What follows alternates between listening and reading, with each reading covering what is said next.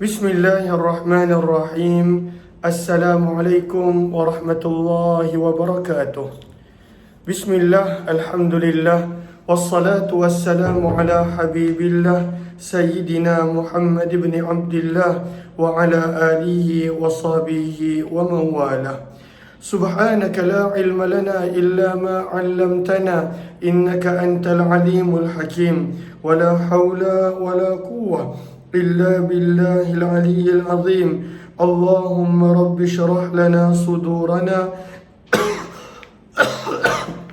ويسر لنا أمورنا واحلل عقدة من ألسنتنا يفقه أقوالنا.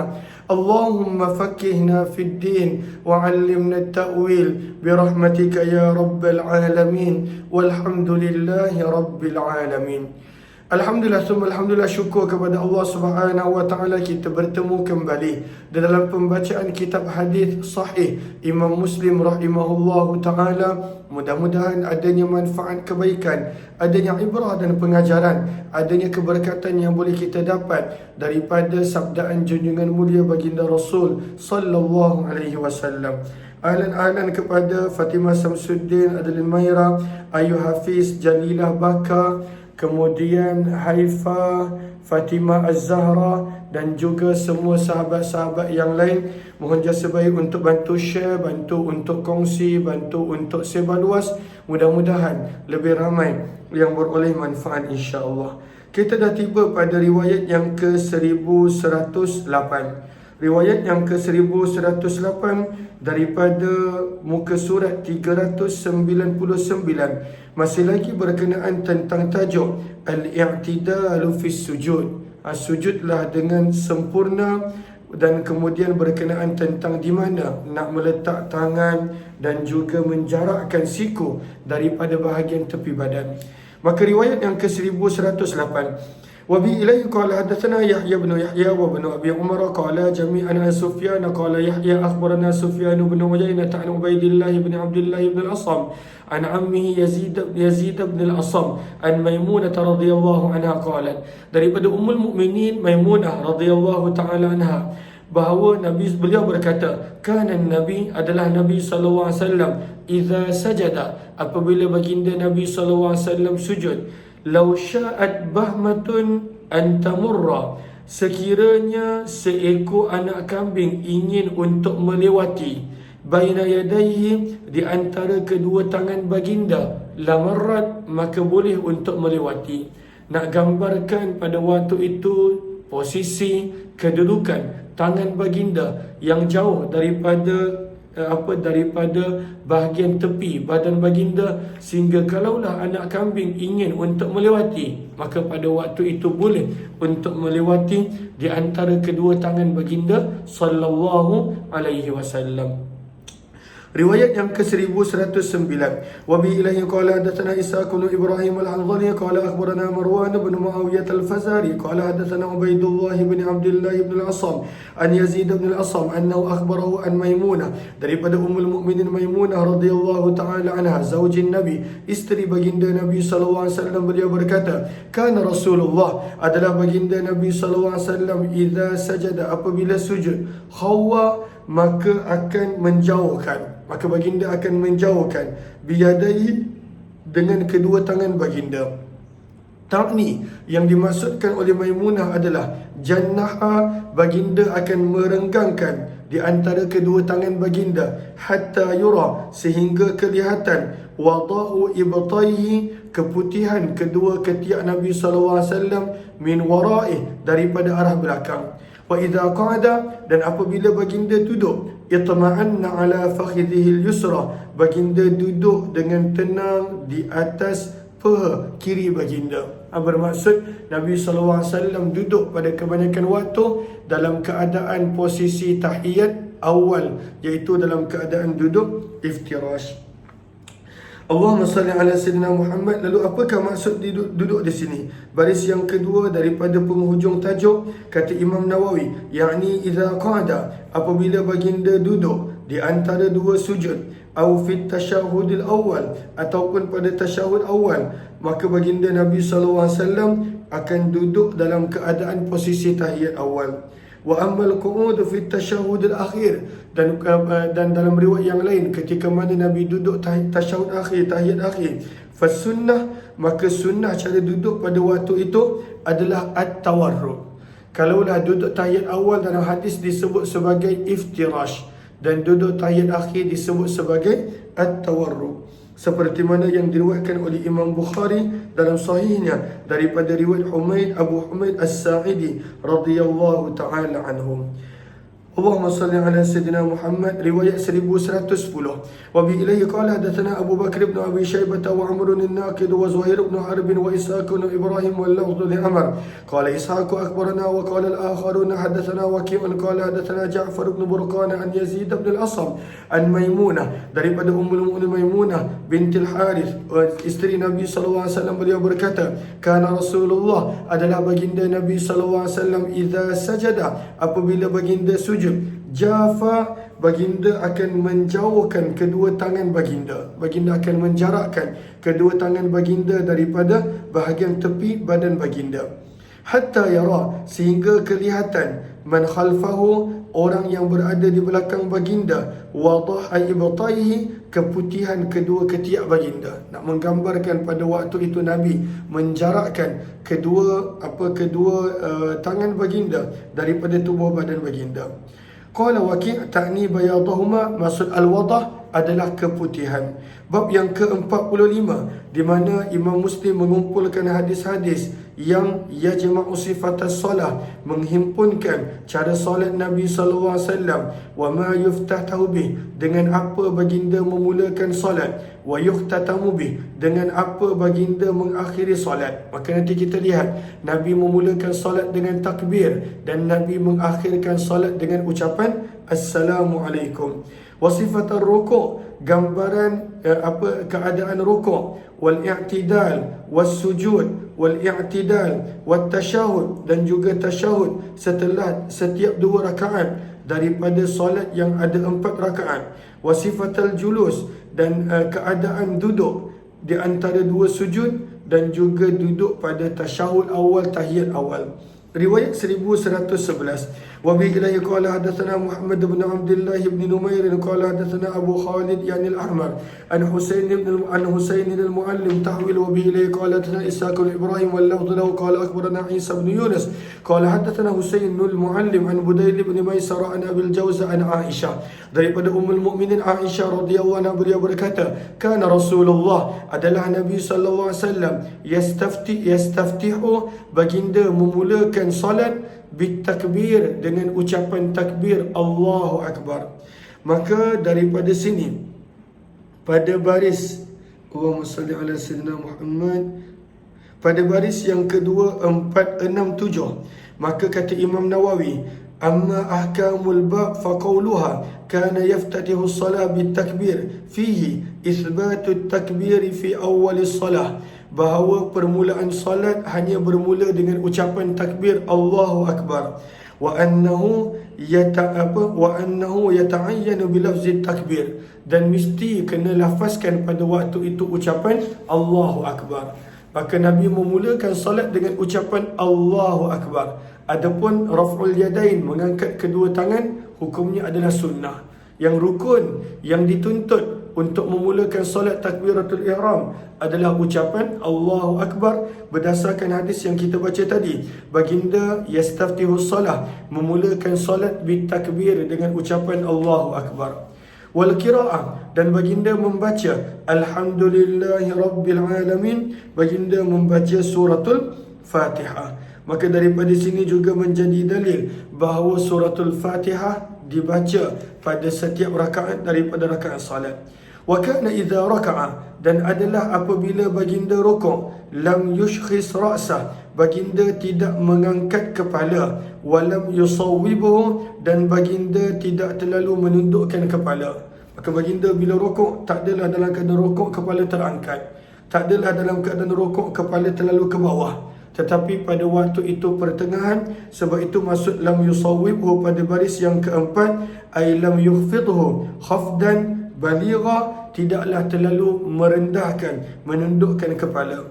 Walakin baina dhalik, akan tetapi kepala baginda Nabi adalah di antara kedua-duanya lurus ketika mana waktu rukuk.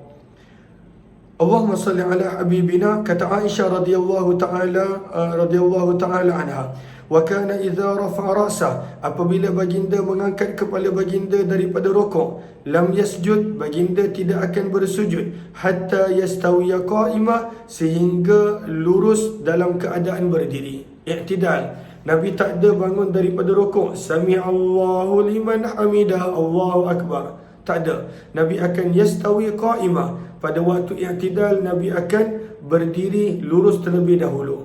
Dan kemudian kita telah baca pada bab sebelum asar sebentar tadi, maka Nabi SAW membaca doa yang panjang, Allahumma rabbana lakal hamd mil'as samawat wa mil'al ard wa mil'a ma syi'ta min syai'in ba'du. Dan kemudian ada beberapa doa yang lain. Maka Nabi berdiri seketika membaca beberapa doa yang kita telah baca pada beberapa bab, pada beberapa tajuk yang lalu. Maka Nabi tak terus bila dah i'tidal, Nabi tunggu sebentar, barulah Nabi SAW sujud.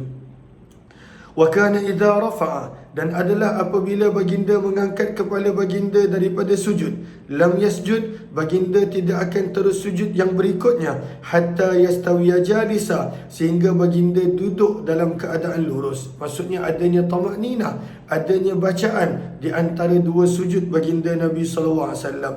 Wa kana yaqulu fi kulli rak'atain, dan adalah Nabi sallallahu alaihi wasallam membaca pada setiap dua rakaat akan at-tahiyah. Wa kana yafrush, dan adalah baginda akan duduk iftirash. Apakah duduk iftirash? Yafrushu rijlahul yusra, maka pada waktu itu kaki kiri baginda dihamparkan. Wa yansibu rijlahul yumna, dan kaki kanan baginda ditegakkan. Duduk tahiyat awal, maka baginda akan duduk tahiyat awal. Dan cara duduk tahiyat akhir tadi kita dah baca penerangan Imam Nawawi, ada dalam Sahih Bukhari riwayat Abu Humaid As-Sa'idi radhiyallahu anhu. Wa kana yanha, dan adalah Nabi sallallahu alaihi wasallam melarang an uqbati syaitan, daripada duduknya syaitan. Maka apakah maksud duduknya syaitan? Maka lihat kepada baris yang kelima. Pada baris yang kelima, maka wahakal Qadhi Iyad, maka Qadhi Iyad menukilkan daripada sebahagian para ulama, dan diterangkan juga oleh Abu Ubaidah dan lain-lain, apakah maksud dengan Allahumma salli ala sayyidina Muhammad uqbatus syaitan, wa huwa an yulsiqa al-yatayhi bil ard, kedua-dua punggung pada waktu itu diletakkan di atas tanah. Wa yunsibu saqai, dan betis kedua-duanya ditegakkan. Wa yada'u yadayhi 'alal ard, dan kedua-dua tangan diletakkan di atas tanah. Maka macam cara duduk Allahumma salli ala sayyidina Muhammad, macam cara duduk biasa, macam cara duduk biasa, kedua betis ditegakkan dan tangan diletakkan ke arah belakang. Nabi SAW larang ketika mana solat duduk dengan cara seperti itu. Dan sebahagian memanggil juga cara duduk tersebut sebagai al-iqa', hamzah qaf ain alif hamzah, al-iqa'. Wa yanha, dan Nabi melarang ketika mana dalam solat, ay yaftarisha ar-rajulu zira'ihi iftirash as-sabu, seseorang itu menghampakan zira'ihi, kedua-dua tangannya, ataupun pada waktu itu zira'ihi diterjemahkan sebagai kedua-dua kakinya, seperti mana iftirash as-sabu, binatang pada waktu itu menghampakan. Maka apa maksudnya adalah cara duduk binatang. Nabi SAW larang. Wa kana yaktim, dan adalah Nabi SAW mengakhiri solat bitaslim, dengan ucapan Assalamualaikum. Maka ini menjadi dalil untuk mazhab Syafi'i bahawa pengakhiran solat perlukan kepada ucapan salam sekurang-kurangnya, Assalamualaikum. Riwayat yang wa fi riwayat Ibni Numairin an Abi Khalid, wa kana yanha an aqibis syaitan. Bab yang ke-46 banyak berkisah tentang sutrah. Apakah itu sutrah? Penghadang. Maka sunnah untuk meletakkan penghadang ketika mana salat. ianya tak perlu terlalu tinggi, nanti kita akan baca, namun sunnah. Dan ia pada waktu itu menjadikan apabila adanya penghadang, maka orang boleh berlalu lalang ataupun berjalan di luar daripada penghadang tersebut. Dan ianya tidaklah semestinya kayu, maka ianya pada waktu itu sunnah untuk meletakkan sutrah. Jom kita baca penulisan Imam Nawawi rahimahullahu taala berkenaan tentang sutrah. Maka apakah kata Imam Nawawi rahimahullahu taala berkenaan tentang sutrah? Maka yang pertama, Allahumma salli ala sayyidina Muhammad, pada baris pada muka surat sebelah, pada baris yang kedua berkenaan tentang sutrah.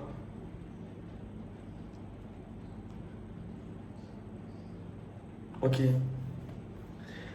Maka kata Imam Nawawi rahimahullah, wa fi hadzal hadis, daripada hadis-hadis yang ada pada bab ni ada banyak hadis, an-nadbu ila sutrah baina yadayil musalli, sunnah meletakkan sutrah di hadapan orang yang solat, penghadang. Sutrah maksudnya penghadang.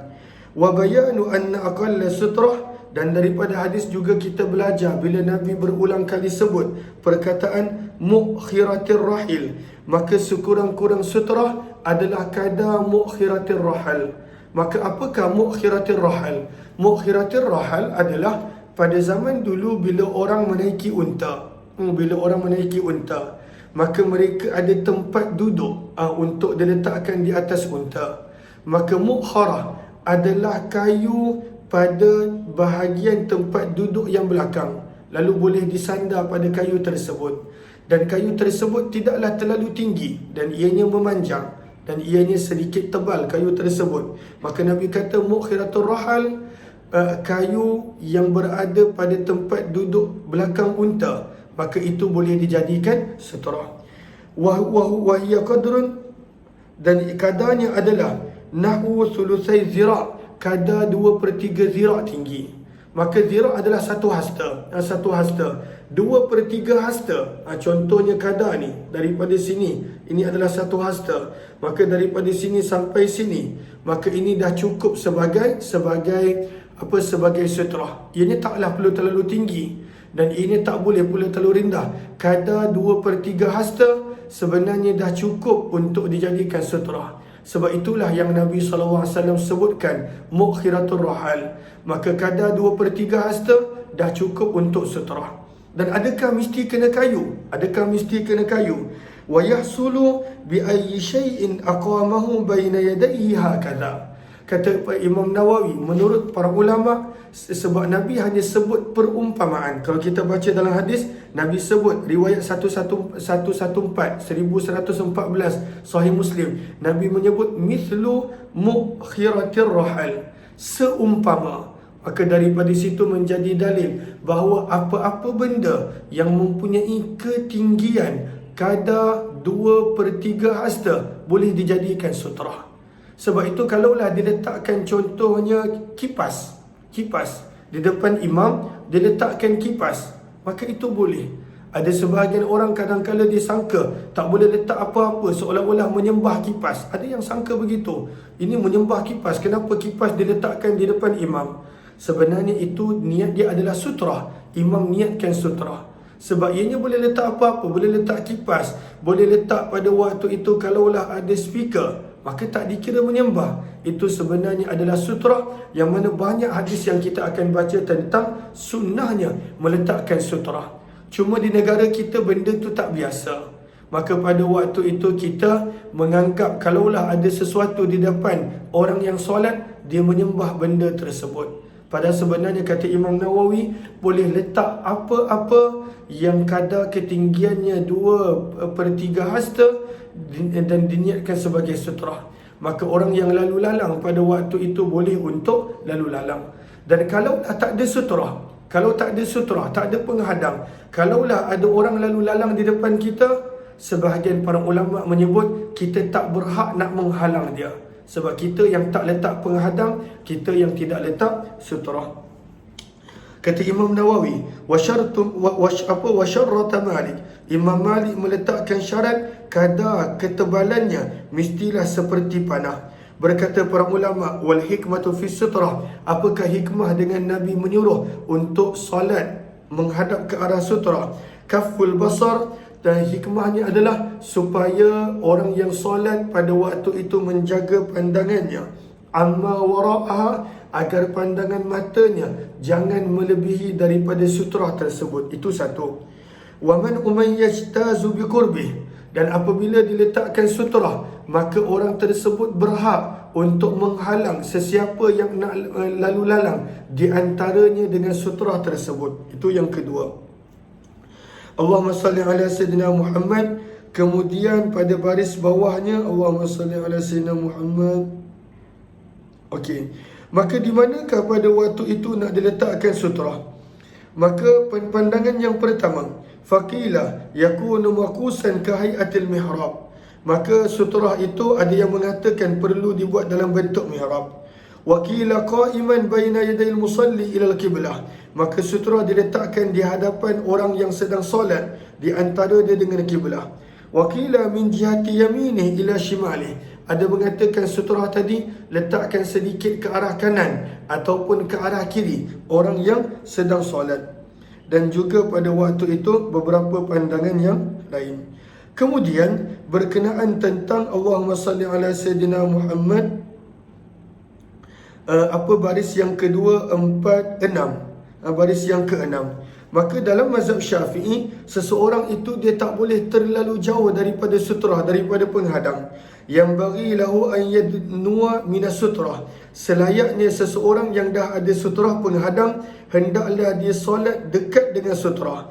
Wala yazidu ma bainahuma ala 3 adhru. Dan janganlah ada terlalu banyak jarak di antara orang yang solat dengan sutrah penghadangnya lebih daripada kadar 3 hasta.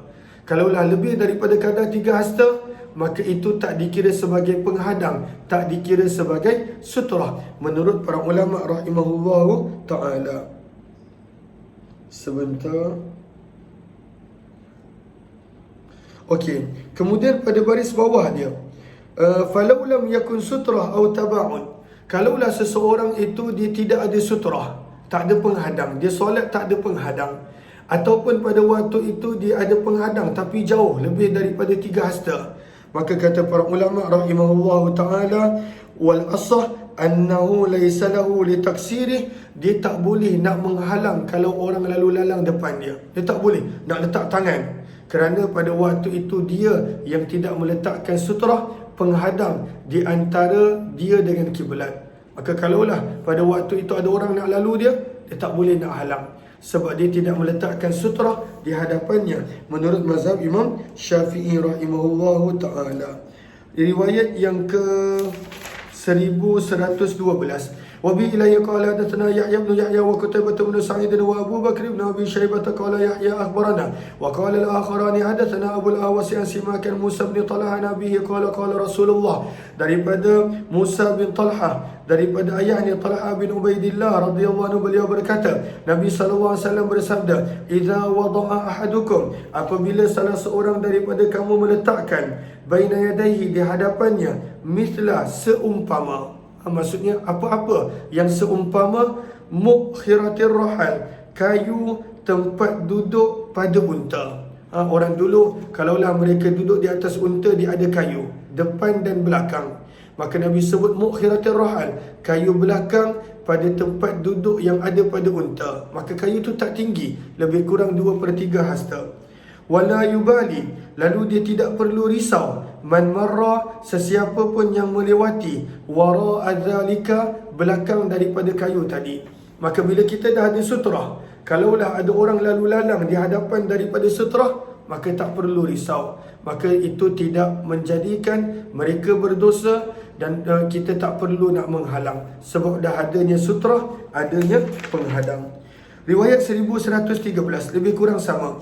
Wa bi ilayya qala hadatsana Muhammad bin Abdullah bin Numair wa Ishaq bin Ibrahim qala Ishaq akhbarana wa qala ibn Numair hadatsana Umar bin Ubaidillah at-Tanafisi an Simak bin Harb an Musa bin Talha an abihi qala, daripada Talha bin Ubaidillah radhiyallahu anhu, beliau berkata, kunna nusalli, kami pernah solat bersama dengan Nabi sallallahu alaihi wasallam, wad-dawabu, dan binatang, tamurru baina aidina, melewati di depan kami, sebab dah ada sutrah. maka binatang pada waktu itu melewati depan mereka.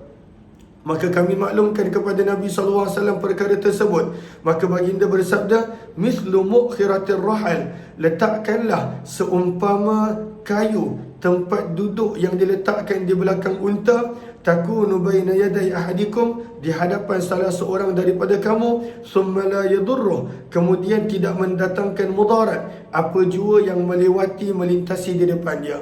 Maka Nabi kata letakkan sutrah, maka tak ada masalah apapun yang nak melewati pada waktu itu di belakang daripada sutrah. Allahumma salli ala habibina Muhammad wa ala alihi wa sahbihi ajma'in. Riwayat yang seterusnya 1100 wa qala ibn Numair fala yadurruh man marra baina yadayhi. Riwayat yang ke-1114 lebih kurang sama. Wa bi ilayhi qala hadatsana Zuhair ibn Harb qala hadatsana Abdullah ibn Yazid qala akhbarana Sa'id ibn Abi Ayyub an Abi al-Aswad an Urwah an Aisyah, daripada Ummul Mukminin Aisyah radhiyallahu anha, beliau berkata, suila Rasulullah, ditanya kepada Nabi sallallahu alaihi wasallam berkenaan tentang sutrah, penghadang bagi orang yang solat. Faqal, maka Nabi bersabda, mithlu, sutrah itu seumpama kadar ketinggiannya, mukhiratir rahal, kayu tempat duduk yang ada pada unta. Maka orang dulu bila mereka letakkan tempat duduk, maka pada waktu itu bahagian belakang kayu tersebut, maka itulah yang Nabi kata cukup untuk dijadikan sebagai sutrah. Riwayat 1115 lebih kurang sama. Wa bi ilai qala hadatsana Muhammad ibn Abdullah ibn Numair qala hadatsana Abdullah ibn Yazid qala akhbarana Haywah an Abi al-Aswad Muhammad ibn Abdurrahman an Urwah an Aisyah, daripada Ummul Mukminin Aisyah radhiyallahu anha, sesungguhnya Nabi sallallahu alaihi wasallam suila fi ghazwati Tabuk, baginda pernah ditanya pada peperangan Tabuk berkenaan tentang sutrah, penghadang seseorang yang solat. Maka baginda bersabda, kamu khiratir rahal, seumpama seperti kayu tempat duduk yang diletakkan pada belakang unta. Itulah kadar ketinggian dia mencukupi. Tidak perlu terlalu tinggi dan jangan pula terlalu rendah. 1116 lebih kurang sama. Wa bi ilayhi qala hadatsana Muhammad al-Musanna qala hadatsana Abdullah ibn Numair tahwil. Wa bi ilayhi qala hadatsana Ibn Numair wa lahu qala hadatsana Abi qala hadatsana Ubaidullah an-Nafi' an Ibn Umar, daripada Abdullah bin Umar radhiyallahu anhu, sesungguhnya Nabi sallallahu alaihi wasallam kana idza kharaja, apabila baginda keluar untuk solat raya, amara, baginda memerintahkan apa sesiapa yang bersama dengan baginda bil harabah untuk membawa tombak. Fatudau, maka diletakkan tombak tersebut di hadapan baginda, fayusalli ilaiha, maka baginda mensolat menghadap ke arah tombak, wan nas wara'ah, dan manusia berada di belakang baginda. Lalu bila imam dah ada sutrah, maka sutrah imam mencukupi bagi sutrah makmum. Maka tak perlulah setiap makmum ada sutrah yang tersendiri, ada penghadang yang tersendiri, tak perlu. Sutrahnya imam pada waktu itu mencukupi juga bagi makmum. Wa kana yaf'alu dhalika fi safar, dan itulah yang Nabi sallallahu alaihi wasallam buat ketika mana dalam permusafiran Nabi akan solat menghadap ke arah penghadang. Famin thamma, maka semenjak daripada itu, ittakhadhal umara, para pemimpin bila mereka solat, mereka ada sutrah, mereka ada pada waktu itu penghadang ketika mana mereka solat. Riwayat 1117 lebih kurang sama. Wa bi ilayhi qala hadatsana Abu Bakr ibn Abi Syaibah wa ibn Numair qala hadatsana Muhammad ibn Bashir qala hadatsana Ubaidullah an-Nafi' an Ibn Umar, daripada Abdullah bin Umar radhiyallahu anhu, sesungguhnya Nabi sallallahu alaihi wasallam kana yarkus, wa qala Abu Bakr yaghris, Nabi sallallahu alaihi wasallam menanamkan al-anazah, tongkat ke tanah, dan Nabi jadikan itu sebagai sutrah. Wa yusalli ilaiha, dan Nabi menghadap ke arah tongkat tersebut ataupun tombak tersebut. Berkata Ibn Abi Syaibah, berkata Ubaidullah, maksud daripada al-anazah adalah wahiyal harbah, iaitu tombak. Riwayat 1118. Wa bi ilayhi qala hadatsana Ahmad ibn Hanbal qala hadatsana Mu'tamir ibn Sulaiman an Ubaidillah an-Nafi' an Ibn Umar, daripada Abdullah bin Umar radhiyallahu anhu, sesungguhnya Nabi sallallahu alaihi wasallam kana ya'ridu rahilah.